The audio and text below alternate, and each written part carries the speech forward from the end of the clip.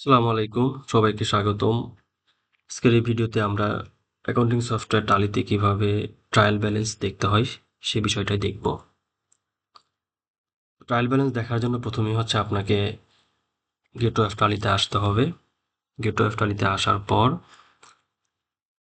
এই নিচের দিকে ডিসপ্লে মোর রিপোর্টস এখানে আসবো। সিলেক্ট করলাম, সিলেক্ট করার পর প্রথমেই হচ্ছে ট্রায়াল ব্যালেন্স আছে। ট্রায়াল ব্যালেন্স আমরা সিলেক্ট করলাম, এরপর হচ্ছে বাই ডিফল্ট এভাবে শো করবে। এগুলো হচ্ছে সবগুলোর গ্রুপ আর কি, গ্রুপ ওয়াইজ শো করেছে। এর ভিতরে হচ্ছে লেজার আছে আর কি। আমরা হচ্ছে এটা আরো সুন্দরভাবে দেখার জন্য, ডিটেলস দেখার জন্য আমরা এই কনফিগারে আসব। এই ডান পাশে একদম নিচের দিকে F12 কনফিগার, এটা সিলেক্ট করলাম। এরপর হচ্ছে শো ওপেনিং ব্যালেন্স, আমরা এটা ইয়েস করব। তারপর হচ্ছে শো ট্রানজ্যাকশন ইয়েস করে নিব, ওয়াই লিখলে ইয়েস হয়ে যাবে।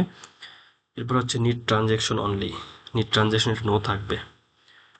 তারপর হচ্ছে ক্লোজিং ব্যালেন্স, এটা ইয়েস। পার্সেন্টেজ, আমরা যদি পার্সেন্টেজ দেখতে চাই তাহলে ইয়েস থাকবে।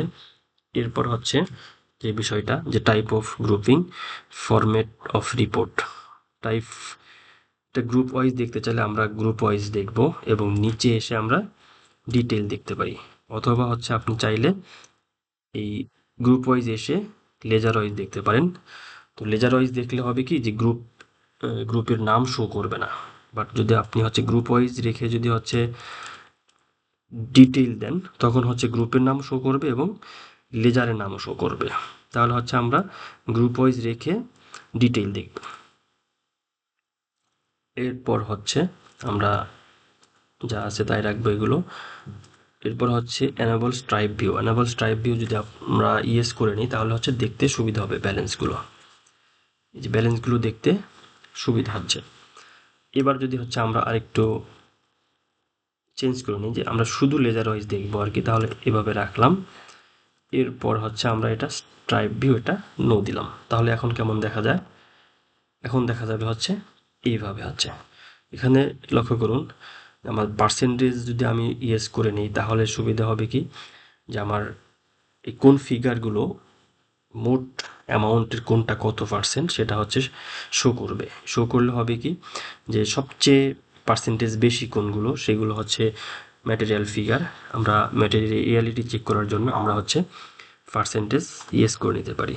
পার্সেন্টেজ ইয়েস না করলে কি হবে, পার্সেন্টেজ যদি আমরা ইয়েস না করি সেই ক্ষেত্রে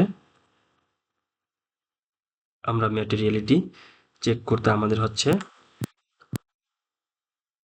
ম্যানুয়ালি করতে হবে আর কি। আর ওইভাবে থাকলে আমরা খুব সহজেই দেখতে পারবো, আমাদের চোখে পড়বে আর কি খুব সহজেই।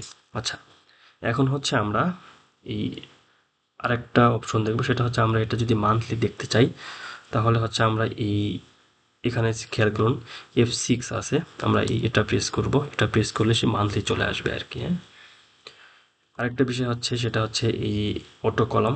আমরা এই অটো কলাম থেকে হচ্ছে এখান থেকেও দেখতে পারি।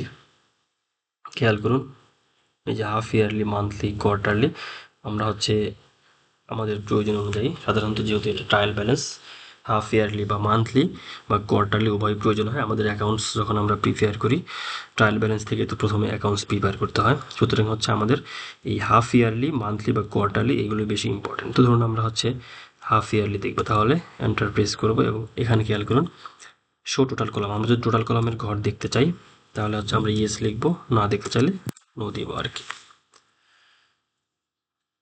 তো আমরা এইভাবে হচ্ছে আমরা অটো কলামে আসি। এখন খেয়াল করুন হাফ ইয়ারলি এভাবে আসছে, এটা হচ্ছে মান্থলি শো করবে, হাফ ইয়ারলি শো করবে আর কি। আমরা যদি রাইট পাশে আসি, লক্ষ্য করুন